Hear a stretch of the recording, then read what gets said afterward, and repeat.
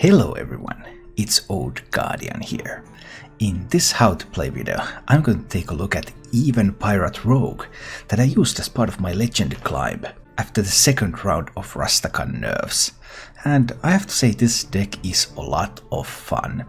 It's a tempo-based rogue deck that really enjoys the rogue hero power costing just 1 mana.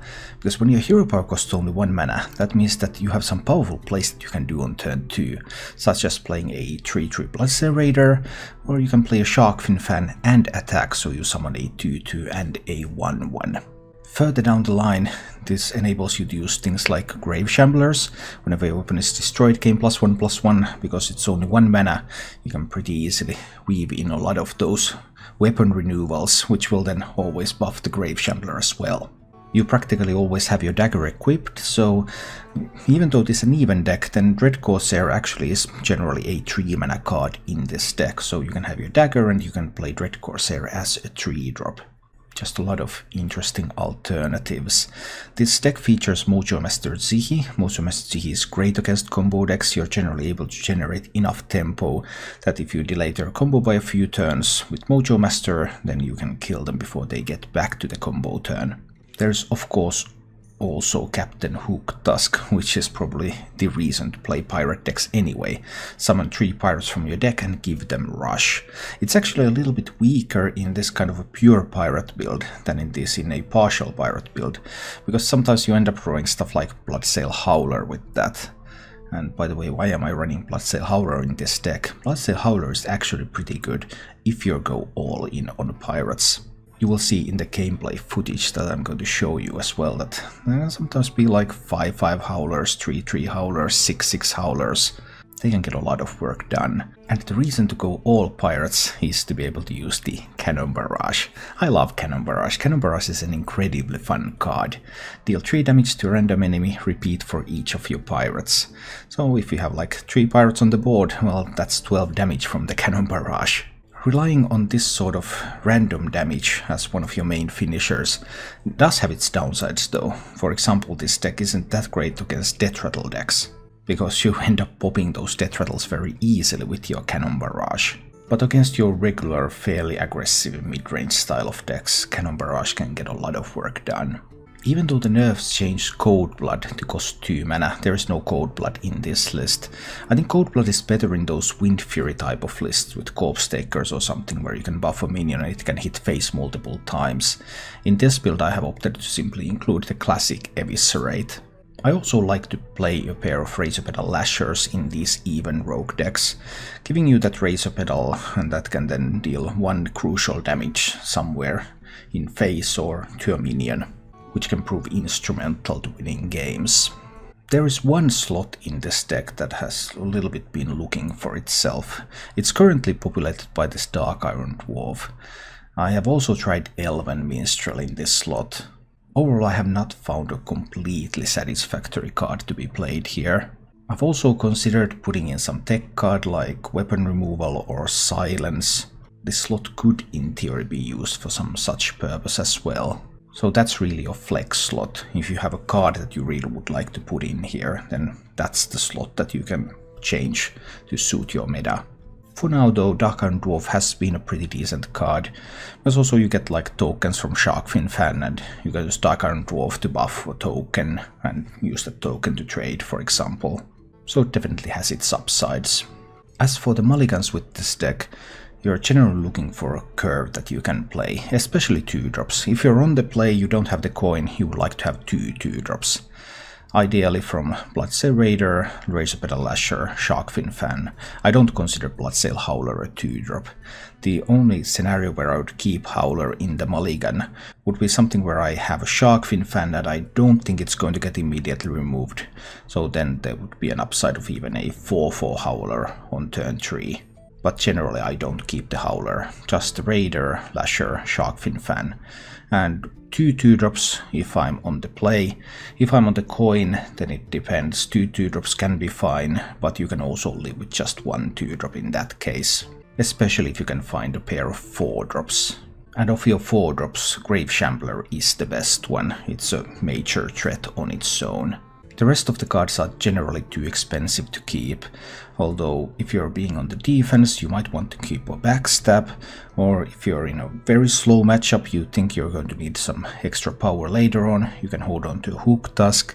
If you know you're up against a combo deck, you know that you will probably need your Tsihi at some point, so you can already keep that in the mulligan. But for the most part you're looking for 2-drops and 4-drops. Overall it's a nice deck to play. It is a bit different than the Corpse Taker build, especially because of the more random nature of the finisher in this deck, which depending on the meta can be a good thing or a bad thing. I had good success with this deck, I had 66% win rate with this one, but the meta can of course always change. If you enjoy this content then please click the like button and subscribe to my channel for more. You also have the option to join the channel as a paid member if you want to support it further. And now, let's go take a look at Even Pirate Rogue in action. So that's just very strange to me. Because the moment you introduce trading, you also introduce things that you need to do to prevent people from simply grinding out packs and more and more and more for free, and then selling them for real money.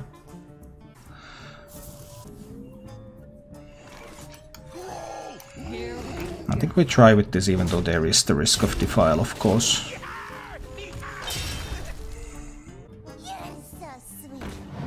It's a Control Warlock. Well, holy guacamole. He might be milking a little bit more stuff into the...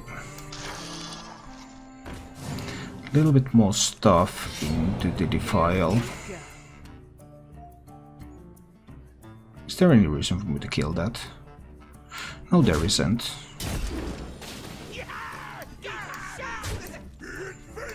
If he defiles, it dies anyway. If he hellfires, it dies anyway. I don't have anything that valuable to protect here. I mean, sure, it can trade away a Sharkfin fan, but what does that accomplish exactly?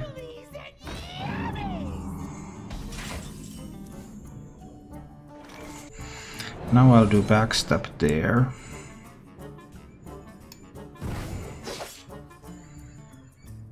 And hit that one down with this. And I can dagger this one down. Please go face. And I'll play the Ticket Scalper. He could have a Spellstone for the Ticket Scalper, of course. Or he can simply Hellfire, but now there's no Defile board anymore. Granted, it didn't look like he had a Defile anyway. But still. Unleash me. Dreadlord, eh? Well, that's interesting. So many options. Because I could just zap that back to the hand and go face.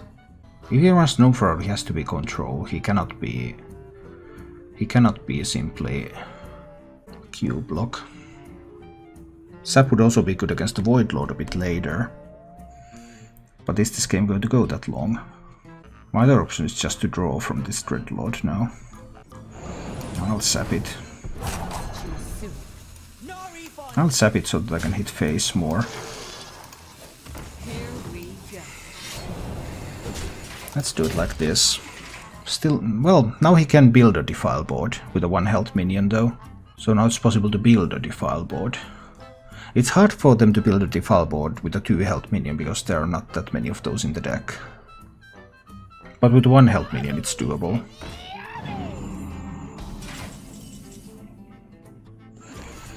$21. I have 7, 8, 12. I could do 12 this turn. Put him down to 9. And if I put him down to 9, then what? I think putting him down to 9 is acceptable.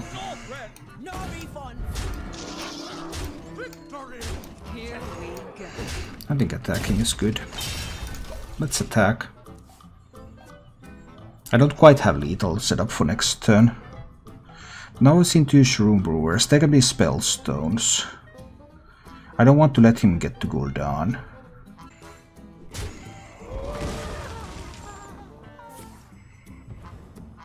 They can be double Defile.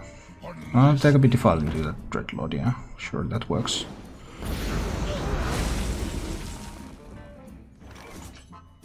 So we push the damage we can at the moment. Here we go. Like this. Put him down to 4. There can still be spell stones. There has to be a spell stone now. If there's no spell stone, he just dies. Oh, there's a Celiax. That puts him to 7, and I have 6 from hand. Well, that's awkward. I have just 6 here. Cursed Castaway is guaranteed to draw and eviscerate. That's going to be my play next turn, right? I push 5 now. That's what this looks like. Double razor pedals. What if he has a spell stone? That's a bit of a problem. Put him down to 3, put him down to 2. Spellstone will always heal him up.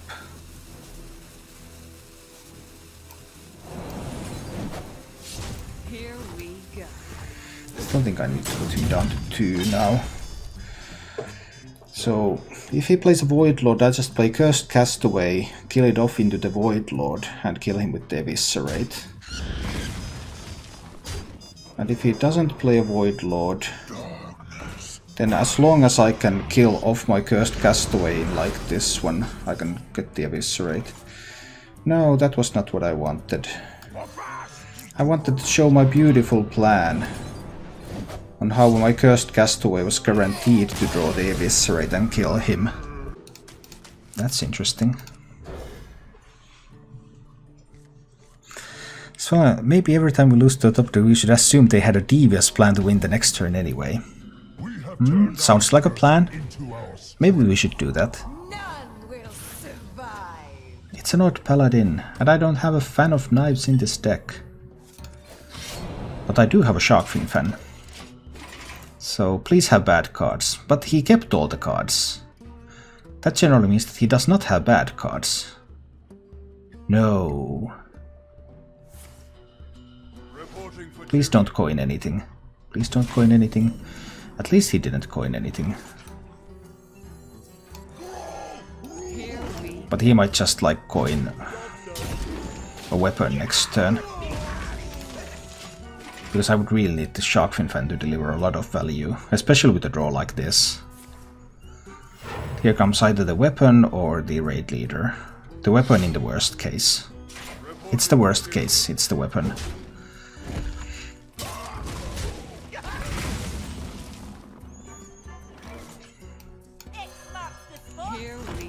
This one's of course also going to get killed, but it's not like I have a lot of options here. Alright, now we got to see one of the cards that he kept so far.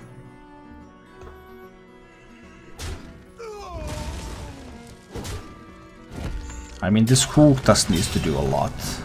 Gluttonous Zeus. Why is everyone running weapon removal?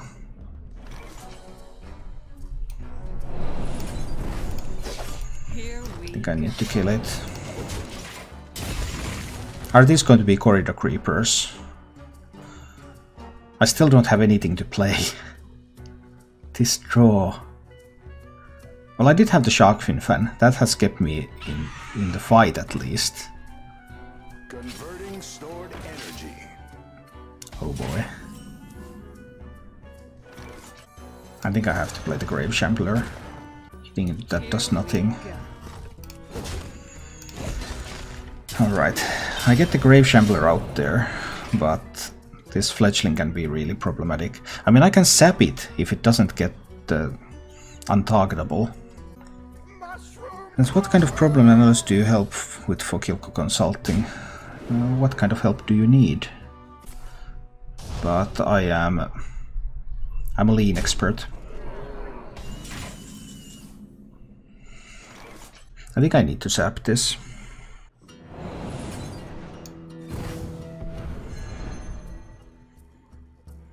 And I think I need to kill this.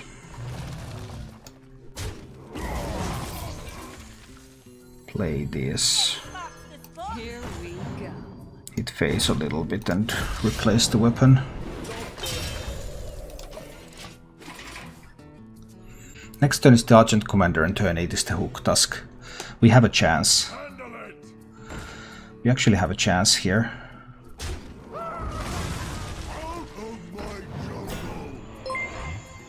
Cream! Subscribed!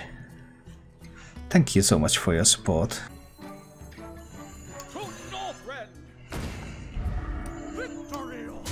I get a kill on that. I get a kill on this. Okay. And next turn I have the Hook Tusk coming. I might actually pull this off. I might actually be able to beat the Odd Paladin. I believe.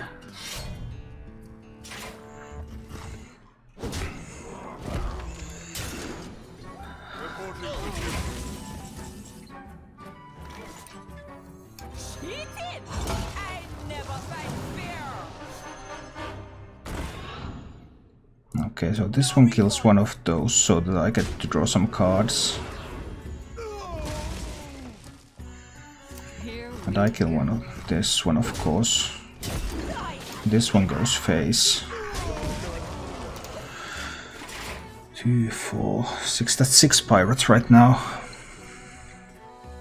And I have a Cannon Barrage in hand.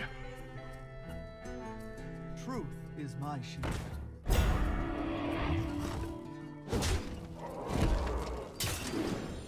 Reporting for duty. Reporting for duty. This is going to be lethal, right?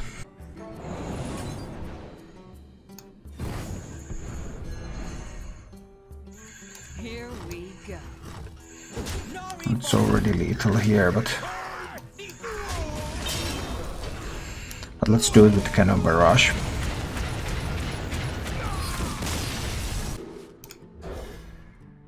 Let's see. This is more along the lines of the Even Pirate Rogue that I played at the start of Rastakhan. I tried the Corpse Taker build now, because everyone's playing Corpse Takers everywhere. But this is more like the original build that I had back in December. Okay. Here we go.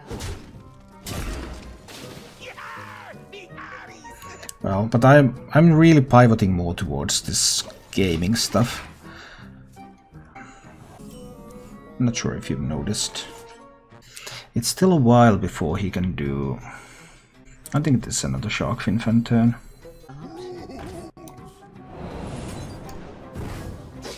Here we go. Let's just summon a lot of stuff here. Obviously vulnerable to Spirit Lash, but we'll see. So this would be a 6/6 now. Not any longer because of that Spirit Lash. Next turn he could play a Mass Hysteria. So how do I want to do this?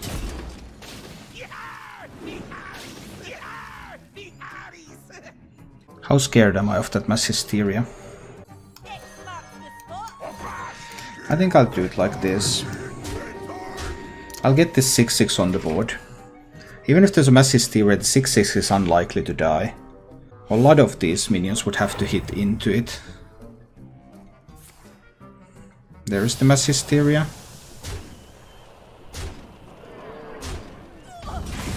But I still have the 6/6.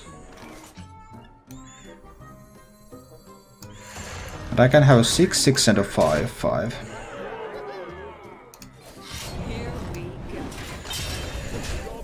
So, what about this board? Is there like a Ziliax? Another Mass Hysteria doesn't wipe this board yet. Oh, but there's a Grizzly. A 10 health Grizzly. This will be a 3/3. 6/3. That's enough, right? But he might be able to resurrect the Grizzly, of course.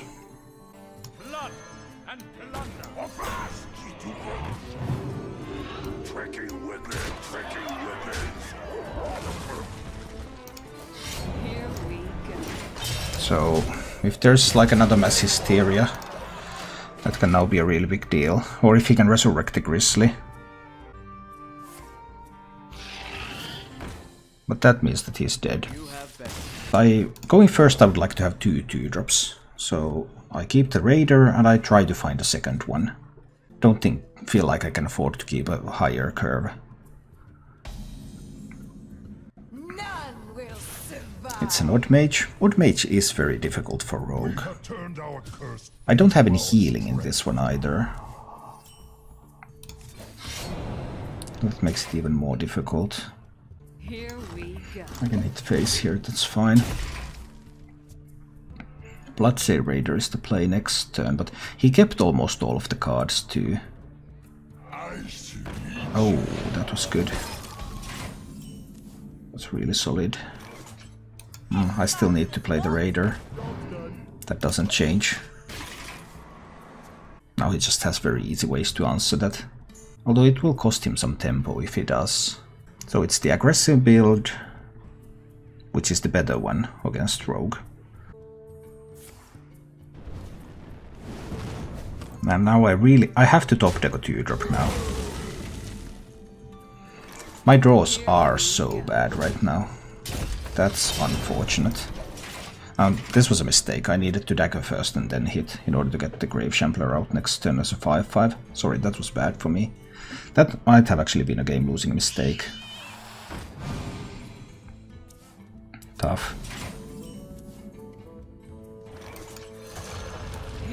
That may have been a game-losing mistake. I really needed this to be a 5/5 and another 4/4.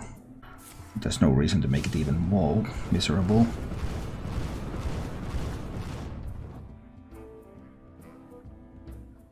Well, now it makes no difference. If he coins the hero power, he could have coined the hero power anyway, so...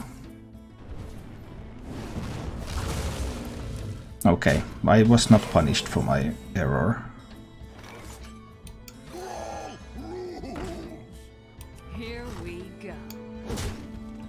I actually get to kill his minion with the Howler here. Alright. We got a little bit back into the game, but is it going to be enough? Because Channel is a major threat. Has been using hero power a lot, so... Makes me think that there could be a Channel Eye. Of course, it's not always like that. Look how it burns!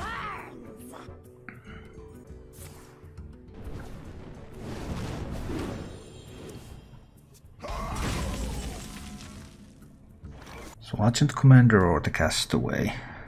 Agent Commander could go face later. Castaway would draw the Cold Blood from my deck. No, not the Cold, but the Eviscerate from my deck now. I think I need the Eviscerate here. Let's draw it.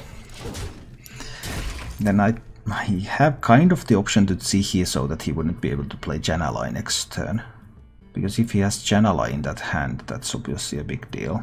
That's why a budget version of this deck doesn't work. This deck needs that Jan'alai.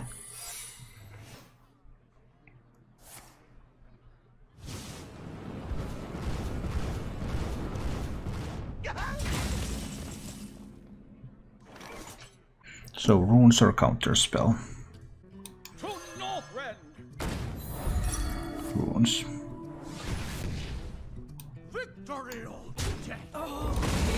Yeah, I'm just taking too much damage. And now we get to see if he has the Jan'alai. Jan'alai is the most important card in that deck. Is it there? It is not. I was afraid you were going to play the versions without cannon barrels. I did. And they were great, now that I made them better.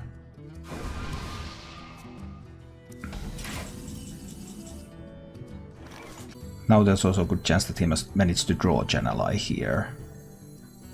But Sihi is too weak. Hey, good tickets don't compete. Here we go. Sihi is too weak here. I need these multiple minions. Even though Jan'alai is probably just the end. Regardless. You know, he had Jan'alai all along. Okay, Rag must not hit face. Well, that was pretty bad. So I can draw an Eviscerate with this. Desperate seas I roam. Let me go home. But I don't see a way. Because there's more runes in the deck too, and I only have one turn even at best. Let's sap the rag. No refund. That is the only potential out. This is the only possible out. But Daring Fire Eater is lethal, Leroy is lethal, Rag is 1 in 3 for lethal. But Rag is also 66% for me to win. I could not spend an Eviscerate on the Rag. It had to be the sap. I have 66% to win the game now. I have 66% to win the game now. Here we go.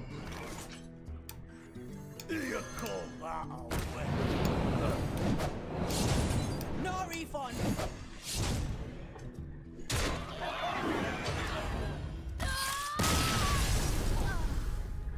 All right.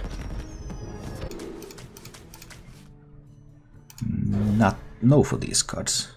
Well, now you know me here. And hi. We have turned our curse into our Empire, what was the first deck? It was Even Rogue with Corpse Takers and less pirates. I thought you only do YouTube. Okay. I get that sometimes. I'm not sure why, because the first row on my YouTube channel says please support me on Twitch. but it's all cool. Aggro.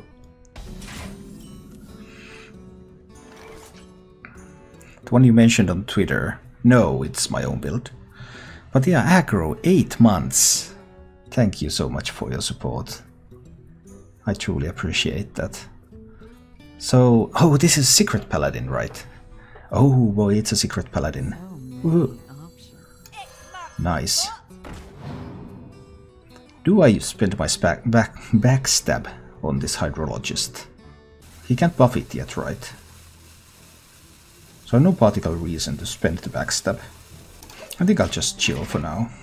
Let's see. The light dims, but we fight. So that's probably a redemption, right?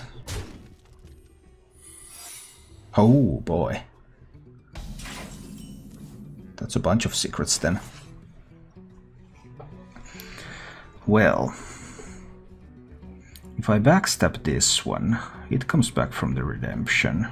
But there could also be an auto defense matrix, which gives this one another divine shield. Now that's getting tricky.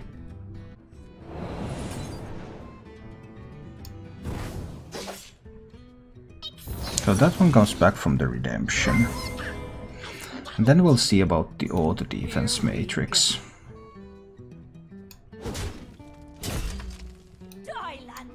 I guess there is an auto defense matrix.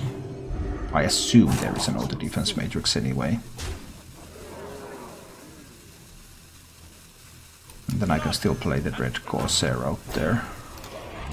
But now he could have like Blessing of Kings.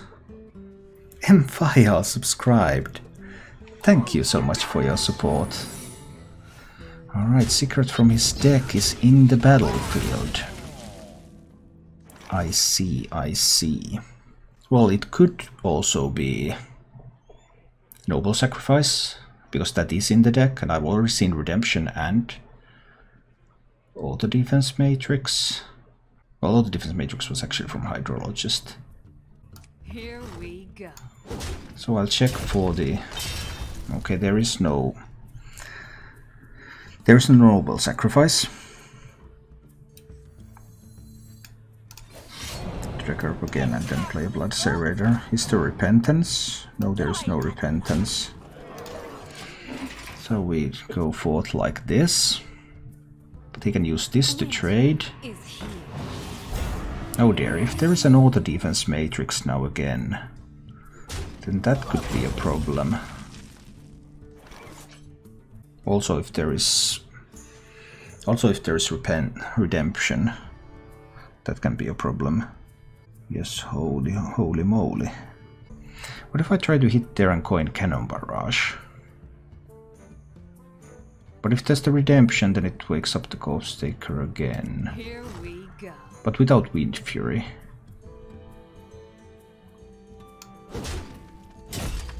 I think I'll give it a try.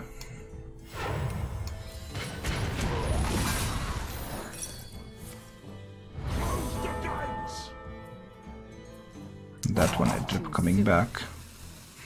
Now there could also be the Noble Sacrifice. So I think I'm not going to attack here. But I got rid of the Wind Fury, which is pretty important, because Wind Fury Blessing of Kings is the kind of stuff that kills you. The light protects me. Oh, a Blessed Maul. That's so good.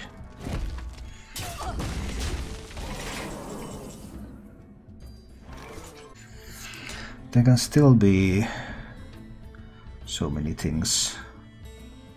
Argent Commander is not strong yet, but Gen isn't that great yet either. I just have to try to navigate this somehow, because it doesn't have a lot of stuff over here right now. So that's 8, that's 10 damage coming in. There is a Noble Sacrifice. Is there an auto defense matrix for it? There is. Oh, and then that's a lot of damage coming in.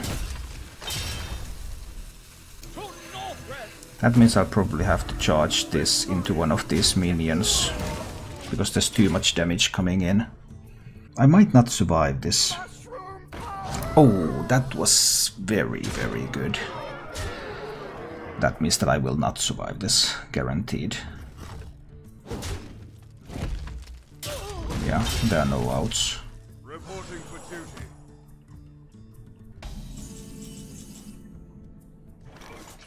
There are simply no outs from 6 health. Thank you for watching. If you enjoyed the show, please click the like button and subscribe to my channel for more.